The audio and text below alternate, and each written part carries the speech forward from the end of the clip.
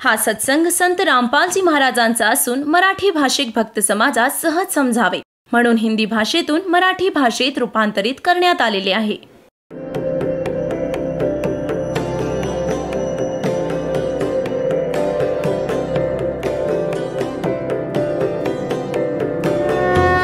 और ज्ञान सब ज्ञान डी कबीर ज्ञान सो ज्ञान और जैसे घोड़ा तोब कायम करता चले मैदान. जगद्गुरु तत्वदर्शी संत रामपालजी महाराजांचे अमृत वचन सर्व पवित्र धर्मांच्या व पवित्र शास्त्रांच्या आधारावर. ह्या क्षरब्रह्माने, ह्या काल भगवानाने मग तप पुन्हा प्रारंभ केलं, एका पायावर उभं राहून. तर तेव्हापासून आपण याच्या जाळ्यात कसे फसलो? ही एक खूप विशेष विचार करण्यासारखी गोष्ट आहे. हे पुण्यात्म्यांनो, एक विशेष विचार करण्याचा विषय आहे की आपण का फसलो. चला, ह्याने तर असं केलं, प्राप्त झालं ते वेगळंच. आपण यांच्याबरोबर कसे, आपण जे फसलोय ते यांच्याबरोबर फसलोय. ह्या क्षरब्रह्माबरोबर आपण आलो, त्यामुळे आपल्याला दुःख प्राप्त झालंय. आपल्या पित्याला सोडून आलो, जिथे कशाचा अभाव नव्हता, कोणता जन्म मृत्यू नव्हता. मग आपण कसे फसलो की आपण तिथे पाहत होतो याच्या तपाला, आणि जेव्हा हा उभं राहून तप करत होता, एका पायावर उभं राहून, आपण सगळे यावर आसक्त झालो. इतके आसक्त झालो, ओ हो हो हो, बघा किती दिवसापासून एका पायावर उभा आहे. कधी ह्या पायावर करतो तर कधी त्या पायावर उभा राहतो, आणि असं करून उभा आहे कधी. तर आपण त्याच्या ह्या अदांवर इतके प्रभावित झालो की आपल्या भगवंतापासून सुद्धा दूर गेलो. जो आम्हाला सगळी सुख देत होता, सगळ्या सुविधा उपलब्ध करून देत होता, आपण त्याच्यापासून दूर जाऊन ह्याच्याकडे आसक्त झालो.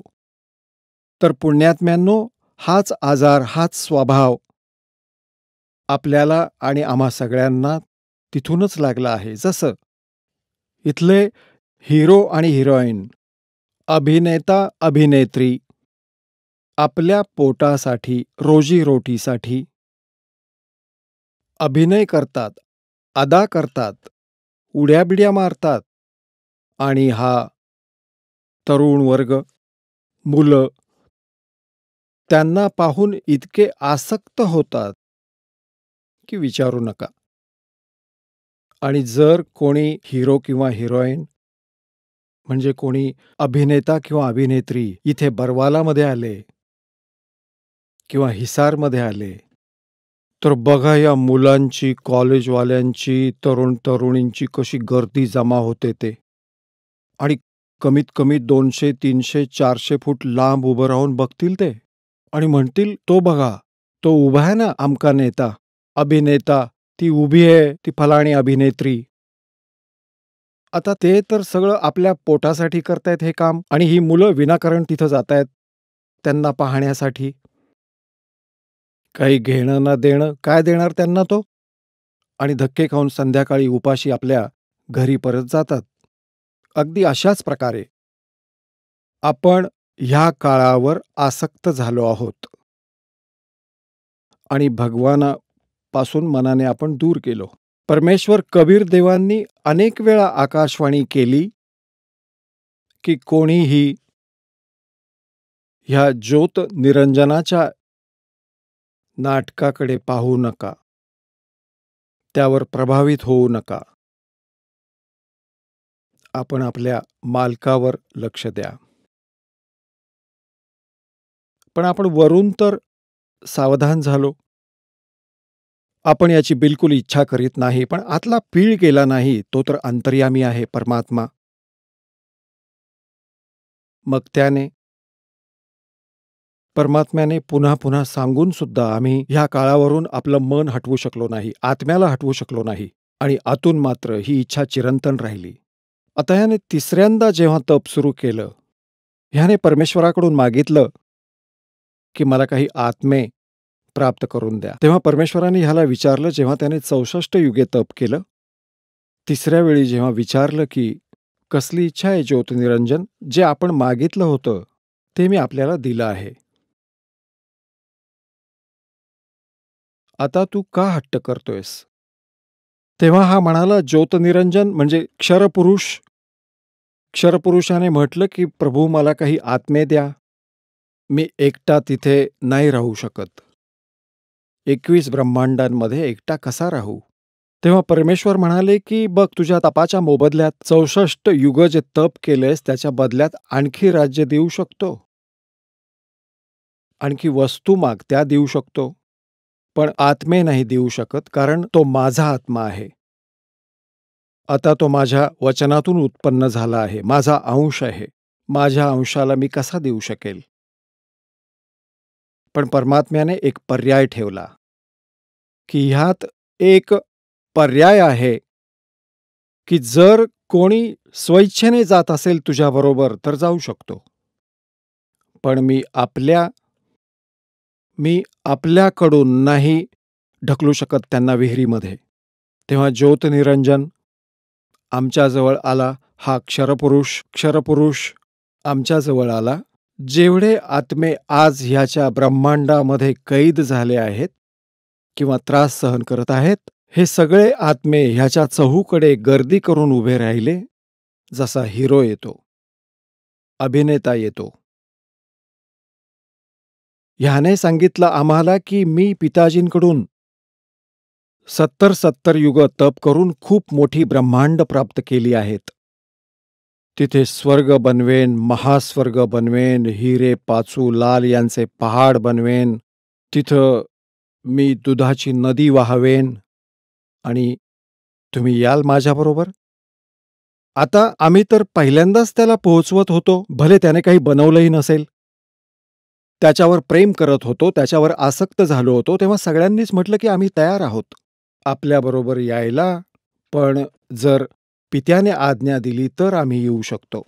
ह्या अक्षरपुरुषाने परमेश्वर कबीर देवांना पूर्ण ब्रह्मला, परम अक्षर ब्रह्मला प्रार्थना केली की परत येऊन प्रभूच्या जवळ जाऊन उभं राहून हात जोडून म्हणाला की परमेश्वरा, काही आत्मे माझ्याबरोबर जाण्यास सहमत आहेत. परमात्म्याने म्हटलं, परमेश्वर कबीर देवांनी म्हटलं की माझ्या समोर हो म्हणू दे, तर मी मानीन, तर पाठवीन. आता परमेश्वर आले, कबीरदेव आमच्याजवळ, सोबत ज्योतनिरंजन पण आला. परमेश्वर कबीर देवांनी परमक्षर ब्रह्मने विचारलं की आत्म्यांनो, जे ज्योतिनिरंजनाबरोबर म्हणजे क्षरपुरुषाबरोबर जाऊ इच्छितात त्यांनी हात वर करून स्वीकृती द्या. आता आपल्या पित्यासमोर हिंमत नाही झाली कोणत्याही आत्म्याची की इतका धीटपणा करेल. सगळ्यांनी माना खाली घातल्या. तेव्हा परमेश्वर म्हणाले की अरे ज्योतनिरंजन, अरे क्षरपुरुष, आपण तर म्हणत होतात की काही आत्मे तयार आहेत, हे तर कोणीच बोलत नाहीत, सन्नाटा पसरलाय. तेव्हा एक आत्मा सगळ्यात प्रथम उभा राहिला. त्याने विचार केला की नाहीतर आपण इथेच राहू. त्याने उभं राहून म्हटलं की पिताजी, त्याने हात वर केला आणि म्हणाला, पिताजी मी जाऊ इच्छितो. मग काय, त्याच्यासारखेच सगळे विचार करू लागले की आपण का मागे राहायचं. आम्ही पण सगळ्यांनी केला असा, सगळ्यांनी हात वर केला. जेवढे अब्जागणित अगणित इथं आले होते ना, मोजदाद नाही करू शकत त्या सगळ्या जीवांची. परमात्म्याच्या जवळ तर सगळं गणित आहे, सगळा तपशील आहे, पण आपण नाही करू शकत जीवसंख्या.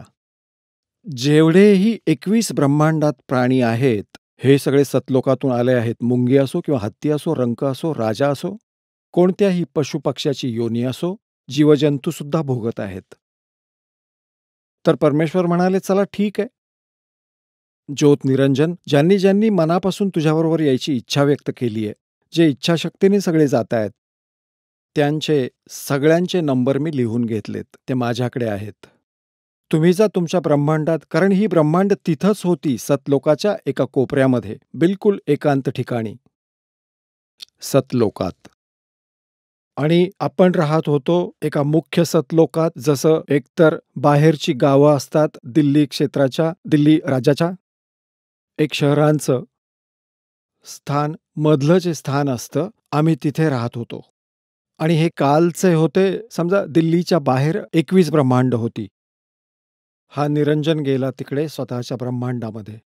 हा क्षरपुरुष, याला ज्योतनिरंजन सुद्धा म्हणतात, याला काळ सुद्धा म्हणतात. पुढे जाऊन याला अनेक नावं देण्यात आली आहेत याच कहाणीमध्ये. तर तिकडे परमात्म्याने काय केलं? ज्या आत्म्याने सर्वप्रथम आपला हात वर केला होता, स्वीकृती दिली होती क्षरपुरुषाबरोबर जाण्यासाठी, परमेश्वराने त्याचं एक युवा स्त्री रूप बनवलं, पण त्याला प्रजनन इंद्रिय नाही दिली. आणि जे सर्व आत्मा त्याच्याबरोबर जाऊ इच्छित होते, ज्यांनी त्याला स्वेच्छेने स्वीकृती दिली होती, त्या सगळ्यांना बीजरूप बनवलं. आपल्या वचनाने आणि दुर्गेच्या आत प्रवेश केला. जसं आजच्या काळात ही गोष्ट समजणं खूप सोपं झालं आहे.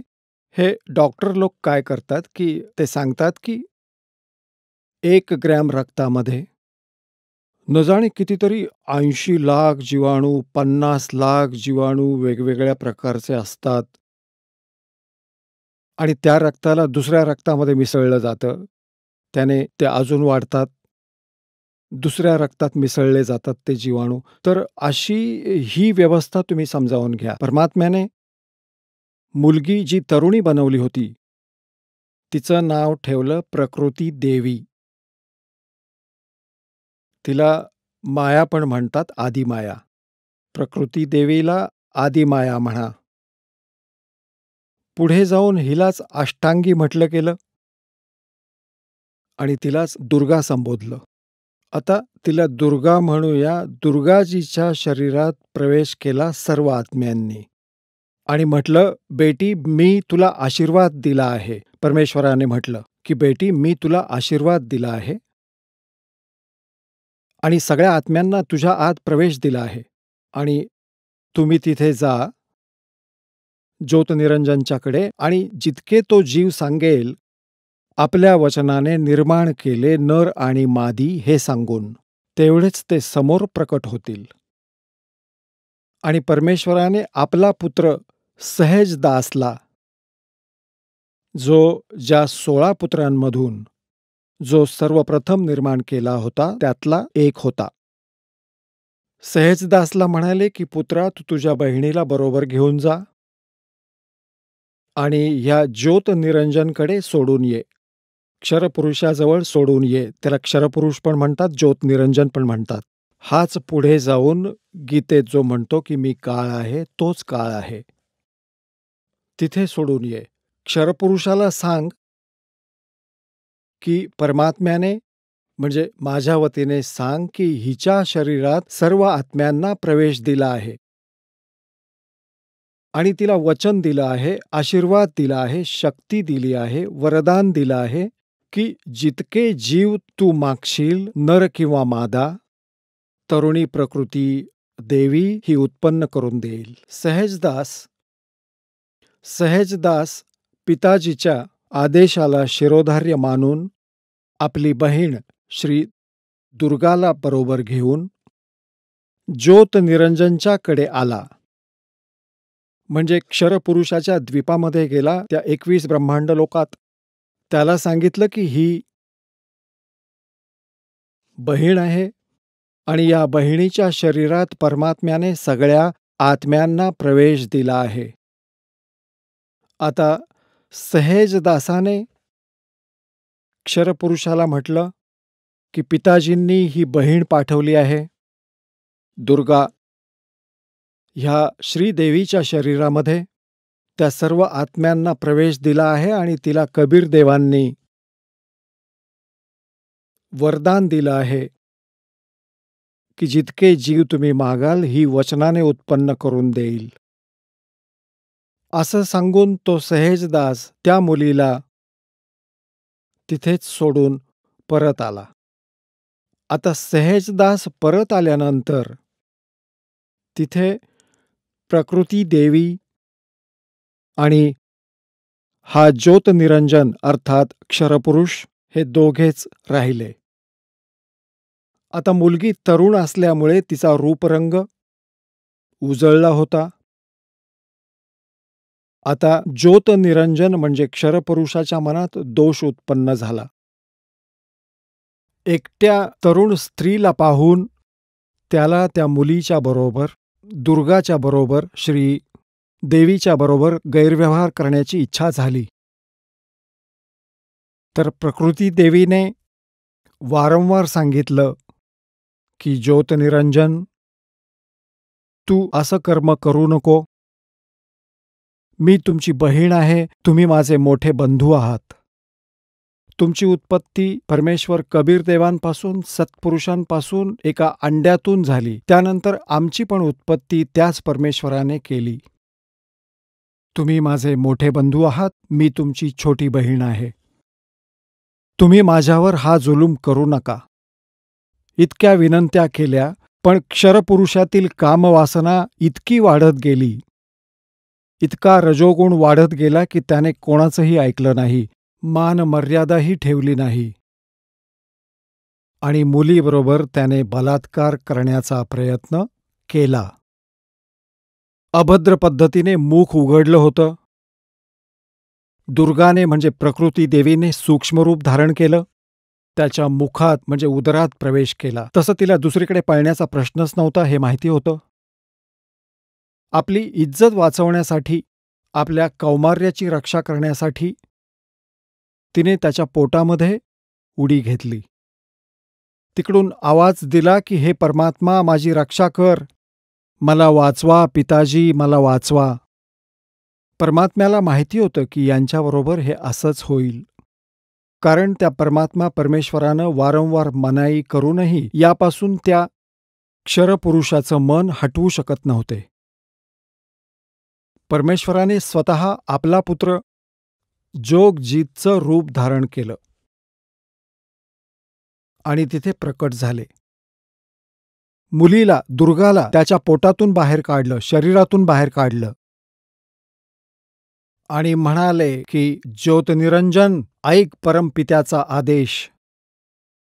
तू ह्या चांगल्या लोकात असा जुलूम केला आहेस, तू पहिला व्यक्ती आहेस. तू अविचारी कृत्य केलेस ह्या मुलीवर आज, आणि माझ्या या मुलीला गिळंकृत केलंयस. आणि तुझं हे कृत्य आहे ते एखाद्या अभद्र पुरुषासारखं आहे. म्हणूनच तुझं नाव आजपासून काळ असेल. तू काळ नावानेच ओळखला जाशील आणि 1,00,000 मानव शिरधारी प्राण्यांची नित्य आहार क्रिया करशील आणि 1,25,000 अतिरिक्त उत्पन्न करशील, म्हणजे 25% यापेक्षा जास्त उत्पन्न करशील. आणि आजपासून तुला या देशातून काढून टाकले परमपिता परमेश्वराने. सतलोकातून काढून टाकले, 21 ब्रह्मांडातूनही काढून टाकले तुला. चल, जा, निघून जा इथून. एवढंच म्हणाले होते. त्याचवेळी ही 21 ब्रह्मांड तिथून अशी निघून गेली जसं एखादं विमान वेग पकडतं. आणि ह्या प्रकृती देवीला परमात्मा म्हणाले की तू स्वतःनेच तुझ्या पायावर कुऱ्हाड मारली आहेस. आता तू स्वेच्छेने यासोबत जाशील आणि पित्याच्या मनातूनही उतरशील, कारण त्यावेळी परमात्मा रूप बदलून तिथे उभे होते. आता तू इथे राहू शकत नाहीस. 21 ब्रह्मांड सतलोकातून गेली आणि सत्यलोकातून, बाहेरील क्षेत्रातून, सीमेवरून 16 शंख कोस, जसे अरब, खरब, नील, पदम, दसपदम, मग शंख, दशशंख असे 16 शंख कोस. एक कोश जवळजवळ 3 किलोमीटरचा असतो. 48 शंख किलोमीटर समजा. ही 21 ब्रह्मांड आली. आता ज्योतनिरंजनने विचार केला की माझ्याबरोबर जे व्हायचं होतं ते झालं आहे. आता मी इथे संपूर्णपणे स्वतंत्र आहे. आता मी मर्जीप्रमाणे वागेल. त्याने पुन्हा त्या दुर्गासोबत गैरव्यवहार सुरू केला श्रीदेवीबरोबर. श्रीदेवीने दुर्गाने सांगितलं की ज्योतनिरंजन, क्षरपुरुष, आता तरी डोळे उघड.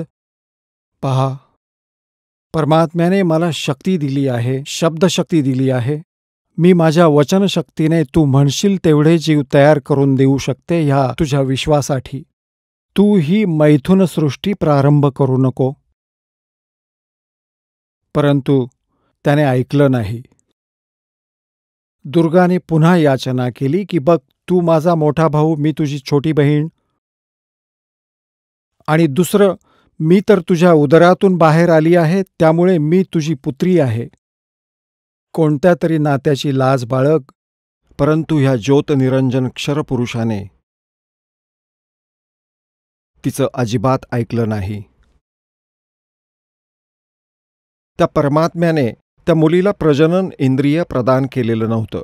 मग कालज्योत निरंजनने जिथून सर्व सिद्धी प्राप्त होतात अशा आपल्या सिद्धिशक्तीद्वारे तिला प्रजनन स्वरूप बनवलं. दुर्गाबरोबर बळजबरीने विवाह केला आणि मग 3 पुत्रांना जन्म दिला. रजोगुणयुक्त ब्रह्माजी, सत्वगुणयुक्त विष्णूजी, तमोगुणयुक्त शिवजी. ह्या तिघांना एक एक गुणाने पूर्णत्व दिले. एक एक गुणयुक्त कसं केलं? ह्या काळाने ब्रह्मांडाच्या वर सर्वोच्च स्थानावर, शिखरावर एक गुप्त स्थान निर्माण केलं. त्या गुप्त स्थानामध्ये दुर्गा आणि काळ यांच्याशिवाय कुणीच जाऊ शकत नव्हतं. तर तिथे त्यांनी 3 स्थानं बनवली होती. ह्या गुप्त स्थानावर, गुप्त क्षेत्रावर 3 स्थानं बनवून ठेवली आहेत. एक रजोगुण प्रधान क्षेत्र, एक सत्वगुण प्रधान क्षेत्र, एक तमोगुण प्रधान क्षेत्र. जसं एका घरात 3 खोल्या असतात, 3 कक्ष. एका कक्षात अश्लील चित्र लावलेली आहेत आणि दुसऱ्या कक्षात साधू संत फकीर महापुरुषांची चित्र लावलेली आहेत आणि तिसऱ्यामध्ये शूरवीरांची, शहीदांची चित्र लावली आहेत. जो कोणी व्यक्ती अश्लील चित्र लावलेल्या कक्षात प्रवेश करील तर तिथे जाऊन त्याचा स्वभाव तसाच बनणार, स्वाभाविक आहे. आणि मग तो जाईल जिथं साधू संत फकीरांची चित्र लावली आहेत आणि तिथं जाताच तो एकदम त्याचे विचार, भाव खूपच विनम्र होतात आणि भाव बदलत जातात.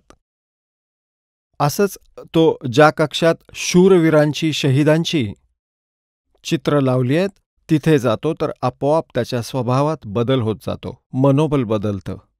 तर अगदी अशाच प्रकारे 3 पुत्रांना रजोगुणयुक्त ब्रह्माला कसं बनवलं की दुर्गाला आपल्या पत्नी स्वरूपात, ह्या श्रीदेवीला पत्नी रूपात ठेवलं. जेव्हा रजोगुणयुक्त क्षेत्रामध्ये हे निवास करू लागले तर तेव्हा ह्या क्षरपुरुषाने, ज्योतिनिरंजनने आपली 5 मुखं बनवली आणि तिथं राहू लागला. ह्या दोघांच्या संयोगाने ज्या पुत्राचा जन्म झाला तो पंचमुखी होता. आणि जोपर्यंत ते रजोगुण प्रधान क्षेत्रात राहत होते तोपर्यंत दोघांचाही मनोभाव असाच राहिला, ज्यामुळे ते सर्व गुण ब्रह्माजींमध्ये आले. आणि मग लहानपणापासूनच ब्रह्माजींना यांनी कोमामध्ये ठेवलं, संगोपन चालू ठेवलं. जसं की कुणी सांगतं की 10 वर्षात एखादा मुलगा कोमामध्ये आहे, एका व्यक्तीचा कोमामध्ये, एका नळीने त्याच्या तोंडात आहार वगैरे देतात, तर असं ठेवतात, कोमामध्ये ठेवतात आणि युवा झाल्यानंतर त्यांना सचेतन करतात. आता दुसऱ्या सत्वगुण प्रधान क्षेत्रात हा काल जो आहे तो विष्णुरूप धारण करतो, हा क्षरपुरुष, आणि आपली पत्नी दुर्गाला तिथं ठेवतो महालक्ष्मी रूपामध्ये. ह्या दोघांच्या संयोगामुळे सत्वगुण प्रधान क्षेत्रामध्ये जो पुत्र निर्माण होतो तो तसाच सत्वगुणयुक्त होतो. आणि मग विष्णूजींना पण अशाच एका कोमामध्ये ठेवतात. युवा झाल्यानंतर त्यांनाही सचेतन करतात. मग हे तिसऱ्या तमोगुण प्रधान क्षेत्रात जातात कोण? हा क्षरपुरुष आणि दुर्गा. आता श्रीदेवीचं तिथं रूप पार्वतीसारखं बनवलं जातं आणि स्वयं ते शिवरूप घेतात.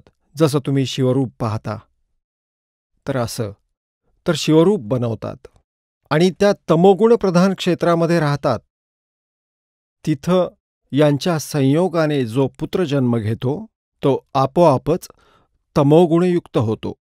आणि जेव्हा तो पुत्र मोठा होतो त्याच्या आधी त्याला कोमामध्ये ठेवतात, तशाच प्रकारे युवा झाल्यावर त्याला सचेतन करतात.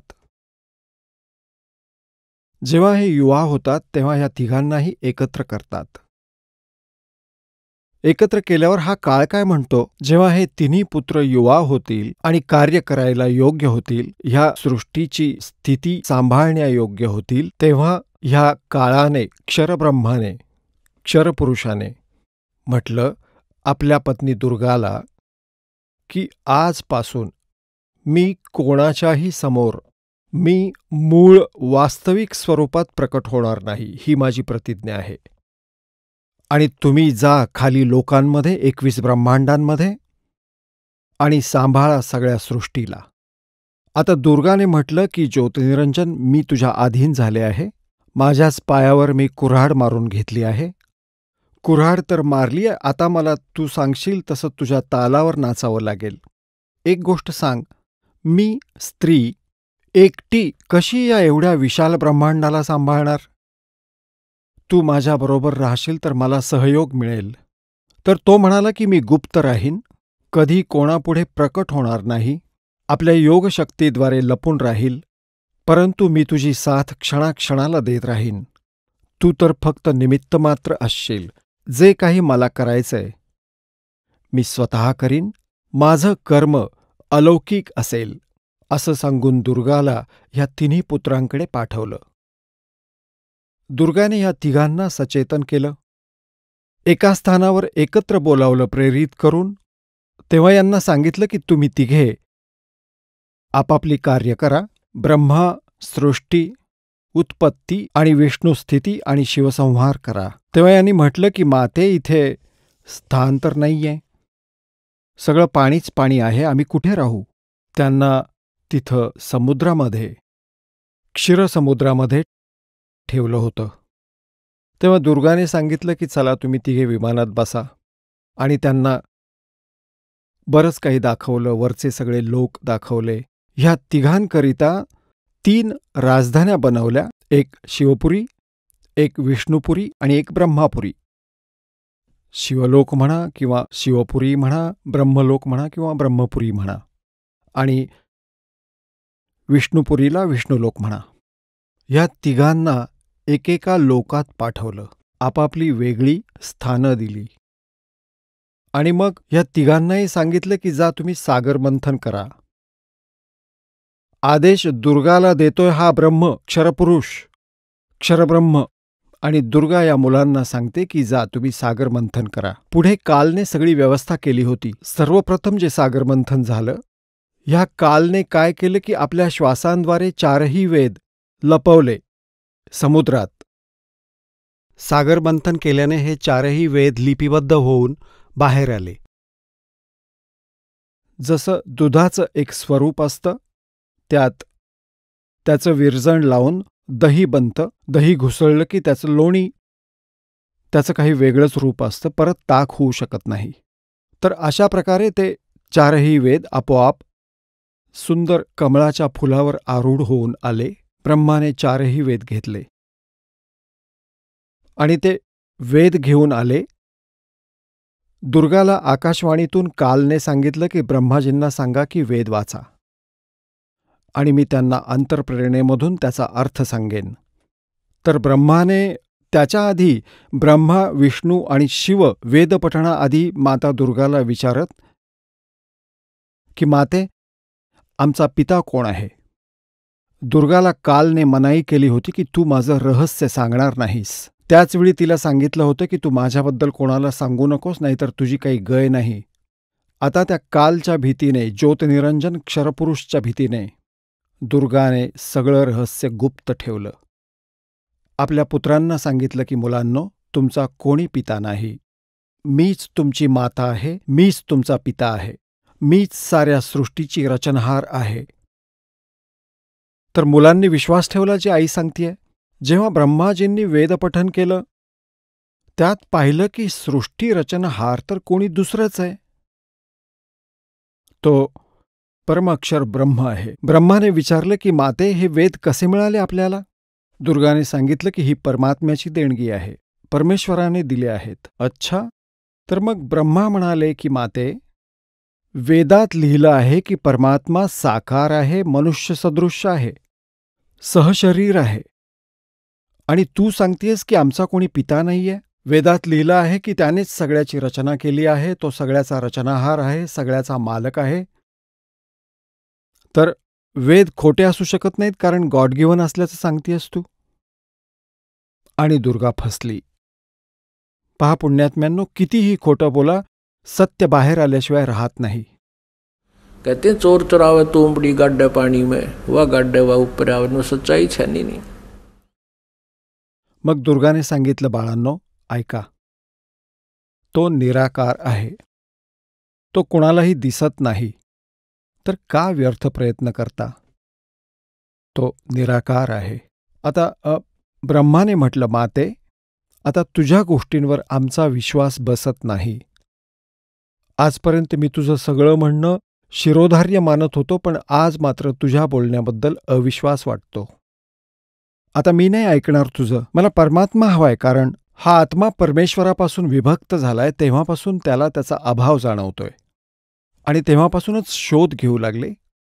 इथं आम्ही ज्या विधीतून शोध घेऊ पाहत आहोत ते मिळू शकत नाही, कारण चारही वेदांमध्ये फक्त ब्रह्मला प्राप्त करण्याचा, त्या क्षरपुरुषाला प्राप्त करण्याचा विधी लिहिलाय. त्या परमअक्षर ब्रह्मला प्राप्त करण्याचा विधी यात पर्याय म्हणून सोडला आहे. यजुर्वेद अध्याय नंबर 40च्या मंत्र नंबर 10 ते 13 मध्ये स्पष्ट केला आहे. हा वेद ज्ञानदाता ब्रह्म म्हणतोय की त्या परमेश्वराबाबत कोणी तत्वदर्शी संत सांगतील की त्यांना विचारावं. हे वेद पण हेच म्हणतात. वेदांचा सारांश गीतेमध्ये आहे. गीता अध्याय नंबर 4 श्लोक नंबर 34 मध्ये पण हेच सांगितलंय. हा गीता ज्ञानदाता हा क्षरपुरुष आहे, जो श्रीकृष्णामध्ये प्रवेश करून बोलतो. तोही हेच सांगतो की परमात्म तत्वाची माहिती तत्वदर्शी संतांकडे जाऊन विचारा, ते सांगतील. तर वेदांमध्ये जे प्रमाण सांगितलं आहे, तर ब्रह्माने विचार केला की वेदांमध्ये लिहिलंय की ओमचं नाव आहे, आणि ओम नावाने जप करेन मी. आणि हठयोग कसा सुरू केला याने? आता वेदांमध्ये हठयोग करायचं लिहिलेलं नव्हतं, की जसं तप करतात हे ऋषी महर्षी. पण ते हे तप कसं ग्रहण केलं याने? तपाबाबतची हठयोग साधना कुठून ग्रहण केली या ब्रह्मने? ब्रह्माजी जेव्हा उत्पन्न झाले, श्री विष्णूजीच्या नाभीतून कमळ उमललं आणि त्यावर ते विराजमान झालेले पाहिले आपण.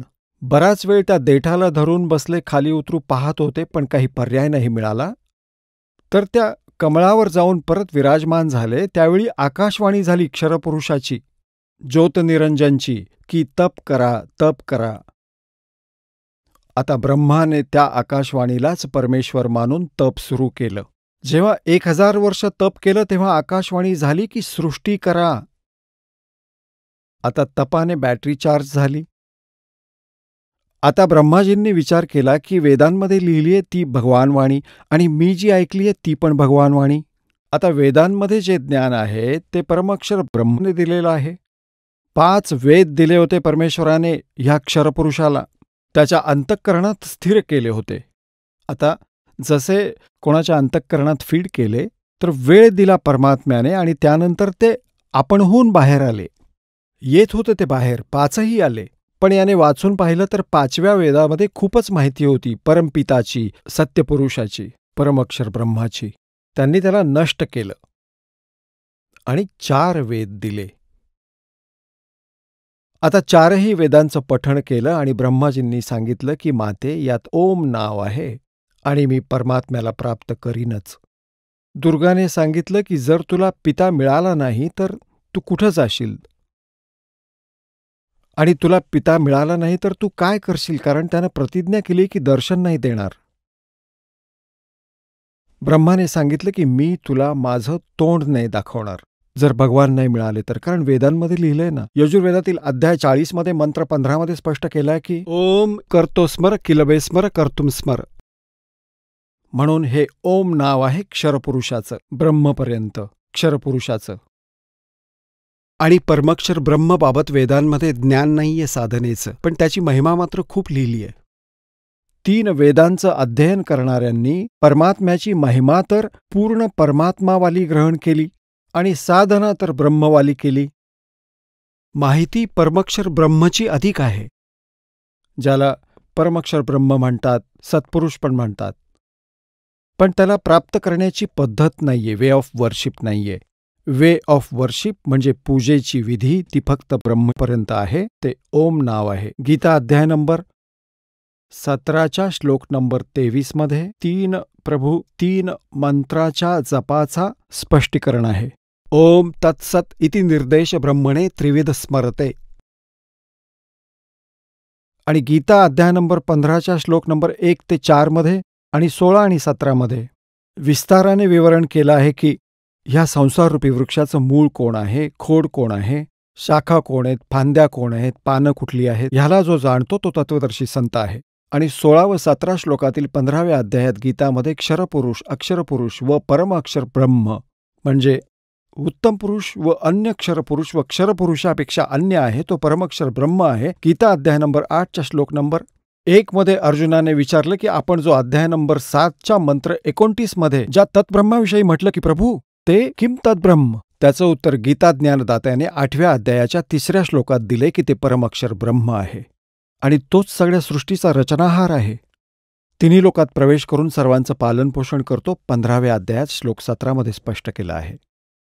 तर तो परमक्षर ब्रह्म आहे. त्याची माहिती वेदांमधून प्राप्त करायची नाहीये. तो तर तत्वदर्शी संत सांगेल, दास सांगेल, परमेश्वराने पाठवलाय याच उद्देशाने.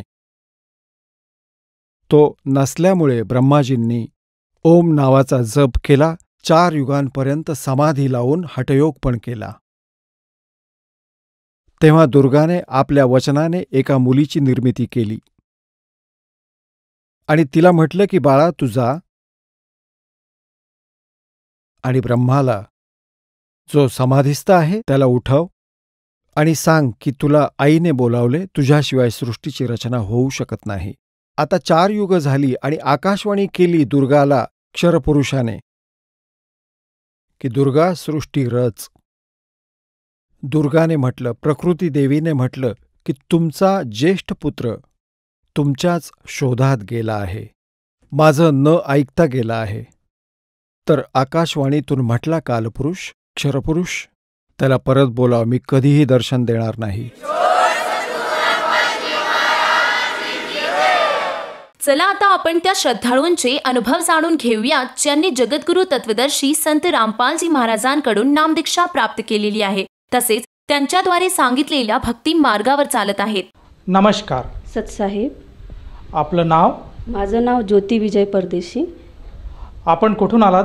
मी अवनस फॅक्टरी वरणगाव, तालुका भुसावळ, जिल्हा जळगाव इथून आलेले आहे. संत रामपालजी महाराजांची गुरुदीक्षा आपण कधी घेतली? मी 3/6/2013 संत रामपालजी महाराजजी यांची नामदीक्षा घेतली आहे. संत रामपालजी महाराजांची गुरुदीक्षा घेण्याअगोदर आपण व आपला परिवार कोणती भक्ती साधना करत होतात ते मी तुम्हाला सविस्तर सांगेल. लग्नाआधी कोणती भक्ती करायची आणि लग्नानंतर पण कोणती भक्ती करायची ते सांगत आहे. तर आधी मी लग्नाआधी माझे गुरु होते औरंगाबाद जिल्ह्यामधील वाकी इथे गाव आहे कन्नड तालुक्यामध्ये, त्याला देवाची वाकीसुद्धा असं संबोधतात. तर तिथे नारायणदेव बाबा म्हणून एक संत होते, ते माझे गुरु होते आणि त्यांची आम्ही एवढी भक्ती केलेली आहे की आमची एक्झाम असो की काही असो, आम्ही 7-7 दिवस तिथे सेवेला असायचो, दिवस रात्र जागायचो. आणि लहानपणापासून अगदी मी म्हणजे वारकरी संप्रदायातली मुलगी आहे, तर सगळं तिथे एकादशी असो किंवा काय हे सगळं मी आधी पण करत होते. आणि लग्नानंतरसुद्धा जेव्हा मी इकडच्या आमच्या सासरी जेव्हा आले तर तिथे गजानन महाराजांची भक्ती, त्यानंतर जय गुरुदेव बाबांचं नाम घेतलं, त्यानंतर जळगाव जिल्ह्यामध्ये एक रामद्वार आहे त्यांचीसुद्धा भक्ती मी केलेली आहे. आणि भक्ती करताना म्हणजे असा कोणता दिवस नसायचा, सोमवार करायचे, त्यानंतर मंगळवार, गुरुवार, शुक्रवार, प्रदोष, एकादशी हे सगळे व्रत उपवास मी अगदी मनापासून करायचे. आणि त्यात म्हणजे की नुसतं उपवास नाही तर मी सगळं ग्रंथाचं वाचनसुद्धा करायचे. त्यात सोमवार जर असला तर शिवलीलामृत पूर्ण वाचायचे. आणि गजानन महाराजांचे गुरुवारचा दिवस असला तर त्या दिवशी त्यांची पूर्ण म्हणजे घरातले अगदी सगळे कामं सकाळीच आटपून दिवसभर ते भक्ती मार्गामध्येच मी लीन असायचे. तर त्यांचे ग्रंथ वाचायचे, परत त्यांचे पारायण करायचे, तर शिवलीलामृत वाचायचे. अजून गीतासुद्धा भगवंताच्या दयेने पाठ होती तर गीतापाठसुद्धा करायचो. आणि संध्याकाळी हरिपाठ, विष्णू सहस्रनाम, रामरक्षा हे सगळं अगदी म्हणजे दिवसभर भक्तीशिवाय मला काहीच सुचायचं नाही. घरातले कामं म्हणजे पटापट आटपून दिवसभर फक्त भक्तीमध्ये आणि त्या भगवंताशी माझा कसं नातं जुळून राहील हे माझं अगदी पहिल्यापासूनच मला भगवंत कसा भेटेल हीच माझी ओढ होती. जसं की तुम्ही सांगत आहात की तुम्ही सुरुवातीपासूनच परमात्माच्या शोधार्थात होतात, भगवंताच्या शोधार्थात होतात. तुम्ही पहिल्यापासून एवढी भक्ती करत होतात तरी पण संत रामपालजी महाराजांचीच भक्ती घ्यावी असं तुम्हाला का वाटलं? याचं असं कारण झालं की जी काही मी भक्ती करत होते त्याच्याने माझ्यावर एवढे दुःख आले की ते जर मी तुम्हाला सांगितले तर दिवस आणि रात्रही कमी पडेल. तर त्याच्यातले काही दुःख मी तुमच्यासोबत शेअर करत आहे. तर त्याच्यातलं सर्वात पहिलं दुःख की लग्न झाल्यानंतर एवढी मी व्रत उपवास कोणताच दिवस, माझी आई मला म्हणायची की तू रविवार तरी का सोडतेस, तोही तू उपवास करून घे. तर ते एवढे भक्ती करत असताना माझ्यावर जे काही दुःख आलं ते सांगते मी तुम्हाला की माझे 4 ॲबॉर्शन झाले. मी कोणतीच दिवाळी, कोणताही सण हॉस्पिटलशिवाय काढलेला नाही. प्रत्येक सण मी त्या हॉस्पिटलमध्ये साजरा केलेला आहे. एवढी भक्ती करत असतानासुद्धा जेव्हा बाळ पोटात असतं, 9 महिन्याचं बाळ माझं व्हायचं आणि दुसऱ्या दिवशी ते राहायचं नाही, तर तेव्हा त्या भगवंताला मी विनंती करायचे की हे भगवंता, जर तू कुठे असशील तर त्या बाळाला नेण्यापेक्षा तू मला घेऊन जा, त्या बाळांना का घेऊन जात होता. असं माझ्यासोबत 4 वेळा झालेलं आहे. एवढी भक्ती करून सुद्धा आणि प्रत्येक वेळा मी त्या भगवंताला विनंती करायची की हे भगवंता तू एक दिवस त्याला ठेवतो. तर प्रत्येक वेळा त्याला म्हणायचे की हे भगवंता तू मला आहे ना जिवंत नको ठेव, त्या बाळाला ठेवते तर मला का ठेवतोस. पण तरी पण त्याला माझ्यावर दया यायची नाही आणि ते विसरून मी परत कर्माचे भोग भोगावेच लागतात, ते भोगावेच लागतात हे म्हणून परत आपले त्याच भगवंताची एवढ्या श्रद्धेने भक्ती करायचे. तेच उपवास, तेच व्रत, तेच गीतापाठ, पारायण अगदी एवढं करायचे की शब्दात माझं सांगणं कठीण आहे. जसं तुम्ही सांगत आहात की तुम्ही इतकी भक्ती करत होतात तरी पण तुमचं 4 मुलं वारून गेलेत आणि तुम्हाला कुठल्या प्रकारचा लाभ झाला नाही. तर तुम्हाला संत रामपालजी महाराजांची प्रेरणा कोणी दिली? अजून माझे एवढे नुकसान आहेत त्या भक्तीचे. माझ्या शरीरामध्ये हे अबॉर्शन झाल्यामुळे माझ्या शरीरामध्ये फक्त आणि फक्त 3 पॉईंट रक्त राहिलेलं होतं. अजून त्यामुळे मला शरीरात एवढा थकवा राहायचा. पण तरी पण मी आमच्या घरामध्ये वारी काढणे, पायी वारी काढायचे. माझे मिस्टर जे आहेत, माझे पतिदेव जे आहेत, पायी वारी न्यायचे. तर त्या पायीवारीच्या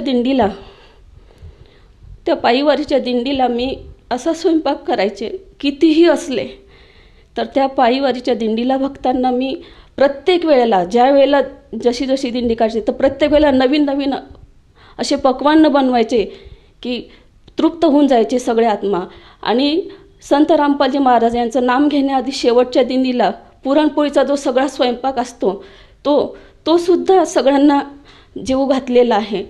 आणि हे सर्व करत असताना माझ्यावर एवढं दुःख काय येतं हे भगवंताला मी बराच वेळा प्रश्न विचारले पण त्याने माझे कधीही ऐकले नाही.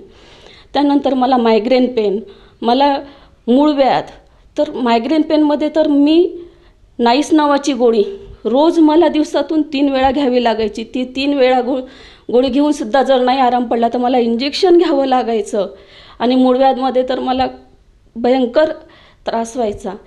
तरी पण त्या भगवंताला मी कधीच असं म्हटलं नाही की तू मला एवढं दुःख का देतो. पण मला एवढंच माहिती होतं आधी की कर्माचे भोग भोगावेच लागतात हे मानून परत मी त्या भगवंताची अगदी श्रद्धेने, अगदी भावनेने पूजा करायची. आणि परत तेच दुःख माझ्या वाटेला यायचं. आणि माझे पतिदेव नोकरीला होते. तर नोकरीला असतानासुद्धा कधीच आमच्या असं पगार येण्याआधी आम्हाला वेट करावं लागायचं. आमचा पगार संपून जायचा कारण कोणाचा ॲक्सिडेंट आहे, कोणाचं काय आहे. तर माझ्या भाषेचं सुद्धा ॲक्सिडेंट झाला, त्यांच्या मेंदूला मार लागला. तर त्यावेळेला 3.5 लाख असं प्रत्येक सणाला कोणी ना कोणी माझ्या परिवारातलं सांगेल तेवढं कमी आहे. तर परिवारातलं प्रत्येक हॉस्पिटलमध्ये असायचो, मी असायचे. माझ्या सासऱ्यांचा मला जेव्हा ॲबॉर्शन झालं, माझे सासरे मला जेव्हा बघायला आले तर त्यांचा ॲक्सिडेंट झाला, त्यांच्या हातावरून ट्रक गेला. तर त्या ट्रकवर त्यांचा हात पूर्ण म्हणजे काहीच शिल्लक राहिलेला नव्हता, बोटं सगळे चुरा झाली होती, त्यांच्या हातामध्ये रॉड टाकले. दुःखाची गिनती नाही आहे, पण भक्तीमध्ये या दासीने कधीच काही कमी केली नाही. अगदी दुर्गापूजा असो, नवरात्र असो, तर त्याच्यामध्ये जे काही साहित्य लागतं त्या सगळं साहित्य कशाही परीने आधी घरात आणायचं आणि मगच पूजा करायची, त्याच्यामध्ये कुठलीच कमी नाही राहिली पाहिजे. अशा श्रद्धेने ह्या देवी देवतांची पूजा या भक्तीने केली आहे. तर भरपूर दुःख मी भोगत गेले. जसं तुम्ही सांगता आहात की तुम्ही जी अगोदरची भक्ती करत होतात त्या भक्तीपोटी तुम्हाला फक्त दुःख आणि दुःखच मिळालं आणि कुठल्या प्रकारचं सुख नाही मिळालं, तर त्या दुःखापासून मुक्तता तुमची कशी झाली? माझी मुक्तता त्या दुःखापासून अशी झाली की आम्ही जय गुरुदेवचं फक्त नाम घेतलं आणि 7 दिवस झाले होते. तर त्या 7 दिवसानंतर आम्ही जेव्हा रविवारी 3 तासांचे सत्संग चालायचे संत रामपालजी महाराजांच्या टी व्हीवर, मी स्वयंपाक करत होते आणि भगतजी काहीतरी त्यांचं संगीत साधना चालायची. संगीत विशारद होते माझे पतिदेव, तर ते संगीताचं पूर्ण त्यांचा क्लास चाललेला होता. तर आमच्या सासूबाईंनी आम्हाला आवाज दिला, बघा म्हणे तुम्ही संत जय गुरुदेवजींचं नाम घेऊन आलेले आहेत आणि त्यांचंच संत रामपालजी महाराज काय सांगतायत, लवकर इकडे या, लवकर इकडे असं सांगितलं. आणि आम्ही पळतच गेलो की जय गुरुदेवजींचं, कारण आमचा गुरुविषयी प्रत्येक गुरुविषयी असा भाव होता की हे आपल्याला भगवंताशी मिळून घेतील. आणि आम्ही पळतच गेलो टी व्ही समोर आणि लगेचच गुरुजींनी जे रहस्य ओपन केलं त्याच्यामध्ये जे जय गुरुदेवनी आम्हाला नाम दिलेलं होतं ते नाम सांगितलं की ओंकार निरंकार सोहम सतनाम. तर हे 5 नाम जे आहेत ते कालाचे आहेत. तर फार मोठा झटका बसला आणि तरी पण मला विश्वास नाही झाला. मी तीच जय गुरुदेवची भक्ती 1 महिना तशीच करत राहिले आणि संत रामपालजी महाराजांचं सत्संग लागायचं. तर माझे एवढे पापकर्म होते की जेव्हा सत्संग लागायचे तर मी घरामधून बाहेर निघून जायचे आणि मग सत्संग संपल्यानंतर मध्ये यायचे. तरी पण या नीच आत्म्यावर भगवंताने दया केली आणि मला शरण घेतलं आणि माझे सर्व दुःख मिटवले.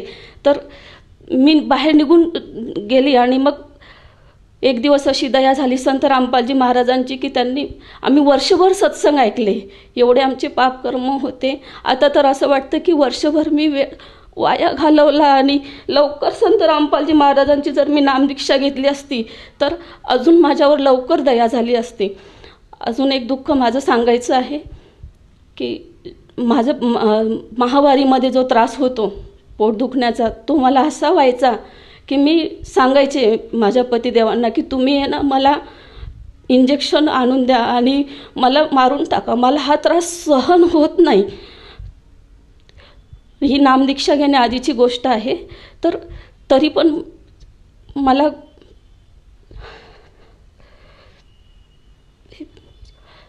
तर ते दुःख एवढं कठीण होतं की सांगू शकत नाही. पण त्या भगवंताने माझे आता तर मला एवढे लाभ दिले संत रामपालजी महाराजांनी, त्याच्यातले मी एक तुम्हाला सांगणार आहे. तर सगळे दुःख माझे निवारण केले संत रामपालजी महाराजांनी. ताई, तुम्ही सांगता आहात की संत रामपालजी महाराजांच्या नामदीक्षेने तुमचे दुःख हे पूर्णपणे बरे झालेत. तर कुठल्या प्रकारचे दुःख होते आपले आणि कुठले बरे झाले? बघा, सगळ्यात पहिले तर माझं जे दुःख होतं ते माझ्या शरीरात रक्त नव्हतं. ते माझं दुःख परमात्माने फक्त काहीच दिवसामध्ये, त्याच्या आधी त्या दुःख दूर करण्यासाठी रामदेव बाबांची दवा घे, प्रत्येक डॉक्टरकडे जा, कुठल्याही औषधीने माझं रक्त वाढलं नाही. आणि संत रामपालजी महाराजांची जशीच नामदीक्षा घेतली, फक्त आणि फक्त 15 दिवसामध्ये माझं HB लेवल काही 3 पॉईंटवरून संत रामपालजी महाराजांच्या दयेने काहीही न करता 12 पॉईंटवर दिलं. आणि ज्याला स्वतःची म्हणजे रक्ताची कमी पूर्ण होत नव्हती त्या व्यक्तीने संत रामपालजी महाराजांचे ब्लड डोनेशन कॅम्प लागतात, त्याच्यामध्ये ब्लड डोनेट करण्याचा आनंद जो संत रामपालजी महाराजांनी त्यांच्या दयेनेच झाला. आणि आज तुमच्या समोर ही जी व्यक्ती उभी आहे फक्त संत रामपालजी महाराजांनी दिलेल्या श्वासावर उभी आहे. प्रत्येक क्षणोक्षणी मी एक दुःख परत तुम्हाला हेच सांगेल की संत रामपालजी महाराजांचं सारखं ज्ञान कुठेच नाही. दुसरं दुःख माझं हे दूर झालं की मायग्रेन पेन, असं डोकं दुखायचं माझं अर्धं डोकं, 3-3 गोळ्या घेऊनसुद्धा मी बेडवर अशी लोळायचे खाली, डोकं आपटायचे, तरी पण माझं दुखणं बंद नाही व्हायचं. आणि हे दुःखसुद्धा काही औषध नाही, काही गोळी नाही, काहीच नाही. माझ्या घरामध्ये आधी असा डबा भरलेला राहायचा गोळ्यांचा. आज माझ्या घरामध्ये आमचे फॅमिली डॉक्टर म्हणतात तुम्ही डॉक्टर बदलवला, तर ते सुद्धा हे करतात की हे कसं शक्य आहे. आम्ही सांगतो की आम्ही आमच्या संत रामपालजी महाराजांपासून नाम घेतलं आहे, तेव्हापासून आम्हाला एकाही गोळीची गरज पडत नाही. तर ते 3-3 गोळ्या घ्यायचे, इंजेक्शन घ्यायचे, आणि नुसतं साधं गाडीमध्ये जर बसलं ना प्रवासासाठी, नुसतं बसल्याबरोबर मला एवढ्या उलट्या व्हायच्या की ते सलाईन लावल्याशिवाय माझी हालत अशी होऊन जाईल की मी आता मरून जाईल, एवढ्या मला उलट्या व्हायच्या. आणि तेही सलाईन लावल्यावरच बंद व्हायच्या. तर इतके अनेक अनंत लाभ आहेत संत रामपालजी महाराजांनी की मी आता कितीही प्रवास केला तरी मला एकही उलटी होत नाही. अजून दुसरा अनुभव असा आहे, संत रामपालजी महाराजांच्या दयेने एकदा आम्ही संत रामपालजी महाराजांचं जे ज्ञानगंगा पुस्तक आहे, ते ज्ञानगंगा पुस्तकांची सेवा करण्यासाठी आम्ही शेगावला रामनवमीला गेलो होतो. तर त्यावेळेला आम्ही 3000 पुस्तकं, काही 3100 पुस्तकं होते, ती पुस्तके घेऊन आम्ही तिथे सेवेला गेलो होतो. आणि ती सेवा आम्ही ठरवलं होतं की आम्ही 2-3 दिवसात पूर्ण करणार आहोत.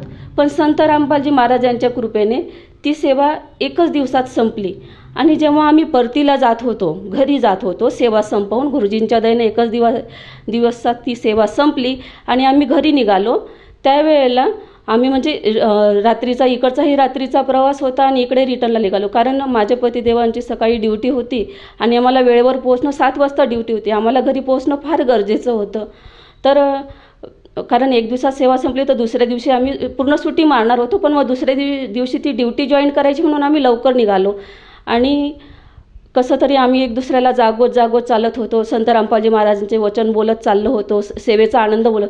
पण दोघांचाही डोळा एकाच वेळेस बंद झाला, दोघंही झोपलो. आम्ही गाडी चालू होती, फुल स्पीडमध्ये चालू होती, आणि परमात्माच्याने आम्ही घाटामध्ये होतो आणि ती गाडी अशी साईडला घेतली, म्हणजे आमचे डोळे लागले, आम्ही झोपलो. आणि भगवंताने त्यावेळेला आम्हाला जीवनदान दिलेलं आहे. आमची झोप लागली आणि ब्रेकवर अक्षरशः पाय असा ठेवलेला होता, आम्ही झोपलो. आम्हाला जाग आली त्यावेळेला ब्रेकवर पूर्ण माझ्या पतिदेवांचा पूर्ण पाय ठेवलेला होता. आणि त्यांनी मला उठवलं की बघ म्हणे काय झालं. म्हटलं गाडी बंद आहे. तर बघितलं तर गाडी अगदी अशी त्या कठरेला बिलकुल की खाईमध्ये जाईल अशा स्थितीला तिथे बिलकुल तो ब्रेकवर पाय दाबून गाडी बंद झालेली होती. तर भगवंताने त्यावेळेला आम्हाला दोघांनाही जीवनदान दिलेलं आहे. तर असं हे शक्यच नाही, भगवंतासाठी काही अशक्य नाही. हे भगवंताने आम्हाला इतके अनुभव दिलेले आहेत की आता आठवणसुद्धा येत नाही की तुमच्यासोबत काय काय शेअर करावं, है ना. तर भरपूर इतके अनुभव आहेत ना. एकदा माझ्या सासूबाईंचं नाम घेण्याआधीचा एक अनुभव सांगते तुम्हाला.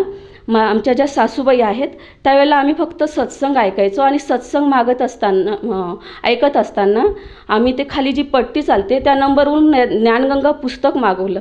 तर ते पुस्तक आल्यानंतर आम्हाला खूपच आनंद झाला. आणि आमच्या सासूबाई, आम्ही सगळं परिवार चांगले अगदी व्यवस्थित सत्संग ऐकायला लागून गेलो होतो.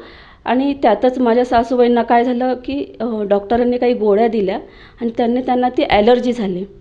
तर त्या ॲलर्जीचं असं झालं की त्यांची स्थिती अशी झाली त्यावेळेला की त्या काही वाचणार नाही. माझी आई, माझे काकू जेव्हा त्यांना हॉस्पिटलमध्ये बघायला गेले तर त्यावेळेस मला फोन करून सांगायचे की ते काही आता उलटे पाय सुजले त्यांचे आणि ते काही वाचणार नाही असं सांगितलं.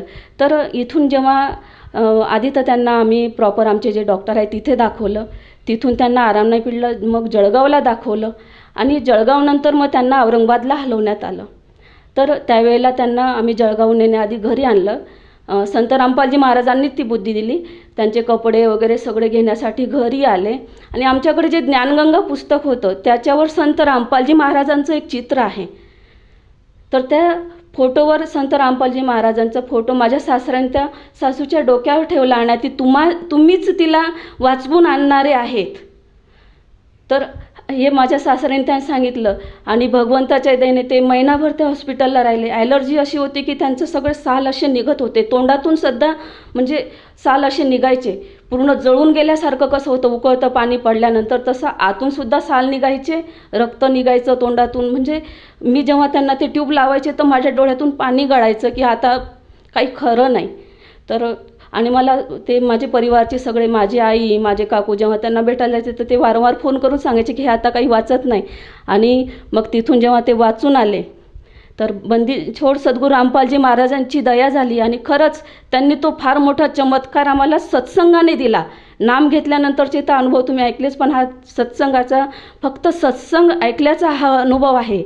आणि माझे पतिदेव जे आहेत सर्व प्रकारचे नशे करायचे, ते तंबाखू खायचे, ते ड्रिंक्स, म्हणजे आता ते संगीतकार असल्यामुळे ते नशा पण करायचे, ड्रिंक करायचे, त्यांच्या मोठ्या मोठ्या पार्ट्या व्हायच्या, ते मांस खायचे, ते मटण मच्छी खायचे. आणि मी आधी वारकरी संप्रदायातून असल्यामुळे तेही वारकरी संप्रदायामध्ये असल्यावर एवढं सगळं करायचे हे मला अचंबित वाटायचं. आणि जेव्हा संत रामपालजी महाराजांची नामदीक्षा घेतली त्यावेळेला हे सगळं बंद झालं. याच्यापेक्षा मोठा चमत्कार माझ्या जीवनामध्ये तर काहीच नाही, काहीच असू शकत नाही की माझे. आणि मला हेच वाटायचं आधी की माझे पती एवढे भक्ती करतात, एवढं भजन कीर्तन करतात, तर हे कसं काय त्यांचं चालू आहे. मी म्हणायचे पण त्यांना की तुम्ही हे सगळं बंद करा, पण ते बंद व्हायचं नाही.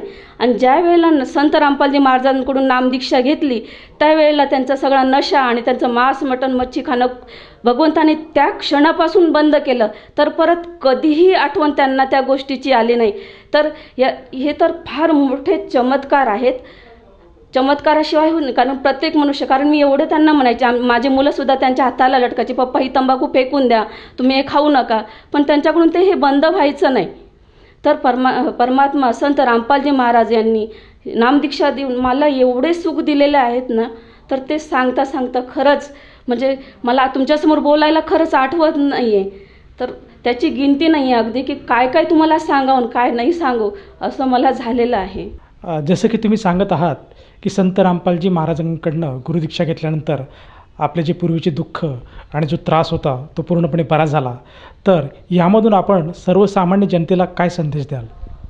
सर्वसामान्य जनतेला संदेश तर नाही, पण एक विनंती आणि प्रार्थना अशी करू शकतो की त्यांनी संत रामपालजी महाराजांचे अनेक चॅनलवर सत्संग येतात, ते अवश्य वाचावे आणि ऐकावे. आणि संत रामपालजी महाराजांचे ज्ञानगंगा पुस्तक SMS करून ते पुस्तक मागून त्यांनी ज्ञान समजावं.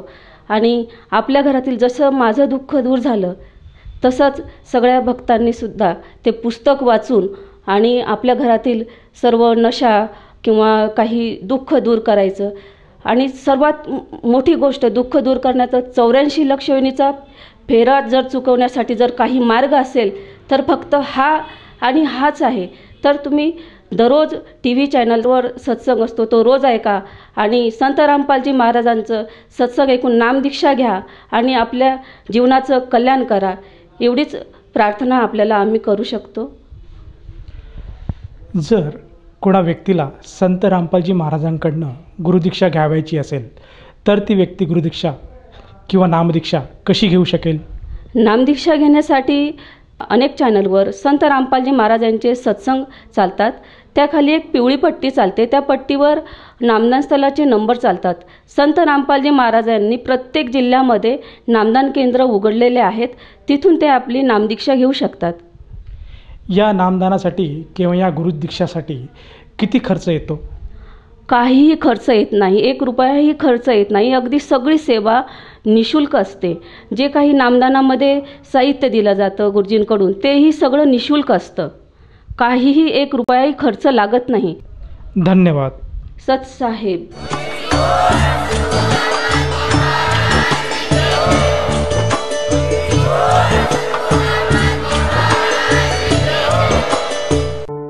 आपण ऐकत होता जगद्गुरु तत्वदर्शी संत रामपालजी महाराजांचे मंगल प्रवचन.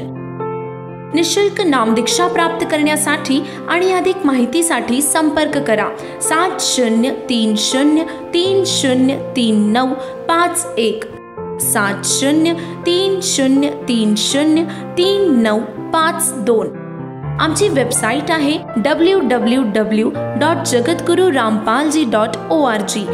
सर्व पवित्र धर्मांच्या पवित्र शास्त्रांवर आधारित प्रमाणित अनमोल पुस्तक ज्ञानगंगा किंवा जगण्याचा मार्ग यापैकी कोणतेही एक पुस्तक निशुल्क मागविण्यासाठी आम्हाला आपले पूर्ण नाव, पूर्ण पत्ता, पिनकोड सहित आणि फोन नंबर लिहून 7030303951 7030303952 या नंबरावर SMS करू शकता किंवा आम्हाला 7030303950 या नंबरावर WhatsApp देखील करू शकता.